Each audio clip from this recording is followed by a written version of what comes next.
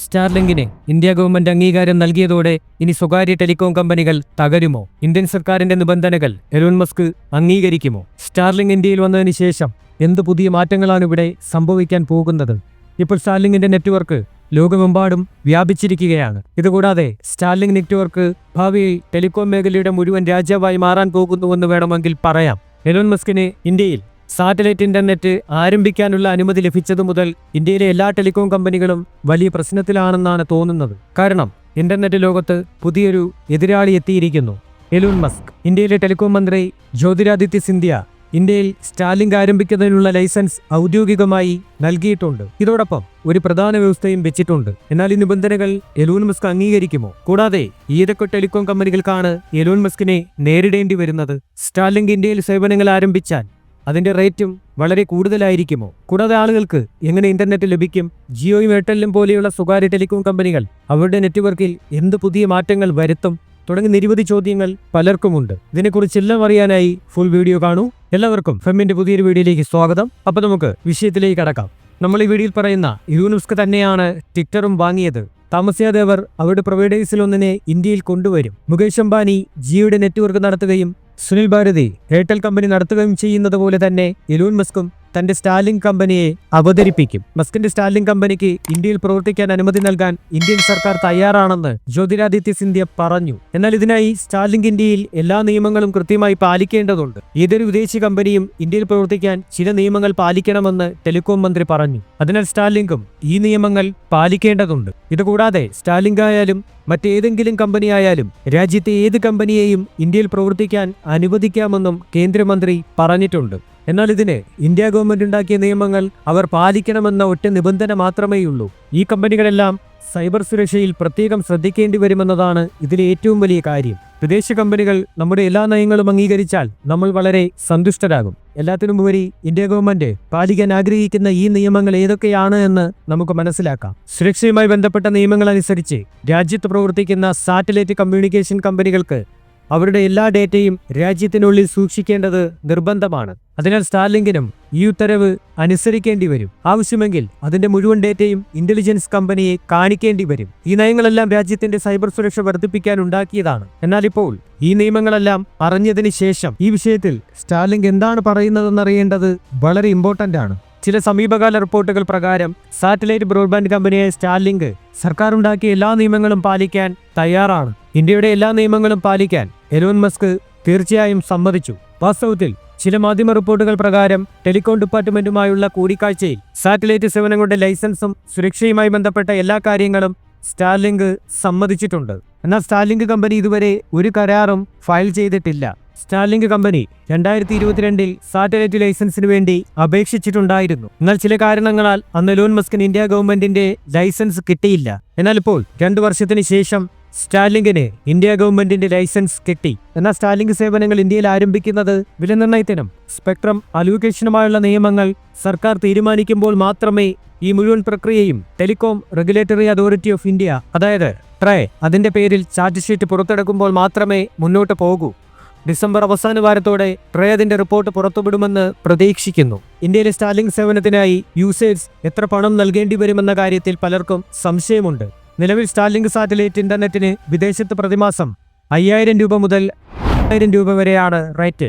എന്നാൽ ഇന്ത്യയിൽ അതിന്റെ വില വളരെ കുറവായിരിക്കും. കാരണം ജനസംഖ്യയുടെ കാര്യത്തിൽ ലോകത്ത് 1ാം സ്ഥാനത്തുള്ള രാജ്യമാണ് ഇന്ത്യ. ഇവിടെ ഇന്റർനെറ്റ് ഉപയോഗിക്കുന്നവരുടെ എണ്ണം കോടികളാണ്. അതുകൊണ്ട് തന്നെ എലോൺ മസ്ക് തന്റെ സേവനങ്ങൾ വളരെ കുറഞ്ഞ നിരക്കിൽ ഇന്ത്യയിൽ അവതരിപ്പിക്കും. അതിന്റെ ഏറ്റവും വലിയ കാരണം ഇന്ത്യയിലെ ആളുഹരി വരുമാനം വളരെ കുറവാണ് എന്നതാണ്. എന്നാൽ നമ്മുടെ രാജ്യത്തെ ഭൂരിഭാഗം ജനങ്ങൾക്കും ചെലവേറിയ റീചാർജ് പ്ലാനുകൾ വാങ്ങാൻ കഴിയുന്നില്ല.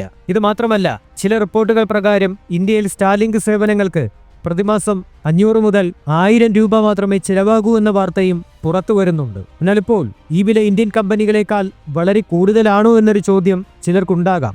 എന്നാൽ സ്റ്റാർലിങ്കിന്റെ സേവനങ്ങൾ വളരെ ഡെവലപ്ഡ് ആണ്. ഇതിലൊരു തരത്തിലുള്ള ടവറിന്റെയും ആവശ്യമില്ല. നിങ്ങൾക്ക് ലോകത്തിന്റെ ഏത് കോണിലേക്കും പോയി സ്റ്റാർലിങ്കിന്റെ ഇന്റർനെറ്റ് ഉപയോഗിക്കാം. ഒരു കണക്ഷൻ മാത്രം വാങ്ങിയ ശേഷം നിങ്ങളുടെ മുഴുവൻ കുടുംബത്തിന്റെയും മൊബൈൽ ഫോണുകൾ ഇതിലേക്ക് കണക്ട് ചെയ്ത് അതിവേഗ ഇന്റർനെറ്റ് ആസ്വദിക്കാനാകും. അതായത് ഒരിക്കൽ റീചാർജ് ചെയ്താൽ നിങ്ങൾക്ക് അൺലിമിറ്റഡ് ഫോണുകൾ ഇതിലേക്ക് കണക്ട് ചെയ്ത് ആയിരക്കണക്കിന് GB ഇന്റർനെറ്റ് പ്രയോജനപ്പെടുത്താം.